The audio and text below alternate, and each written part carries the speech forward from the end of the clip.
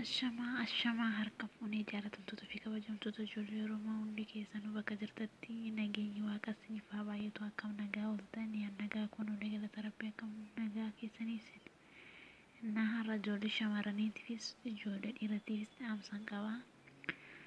Innaa dhaamsi kee maali yoo jettan ijoolleen jechuudha feesbuukii bakka appilikeeshinoota garaagaraa fayyadamtanii dubaroonnis taanaan dhiironnis taanaan innaa odduun jaalateessin jaaladha jettanii nama guyyoomsaa jirtan Rabbii jedhaatu jechuudha. Ani jedheef osoo hin taane boruu fuula Rabbii dura dhaabbachuun keessaniin oolu waan ta'eef hojii akkanaas hojjechuu baattanii baay'ee tokko gaarii ture Rabbi.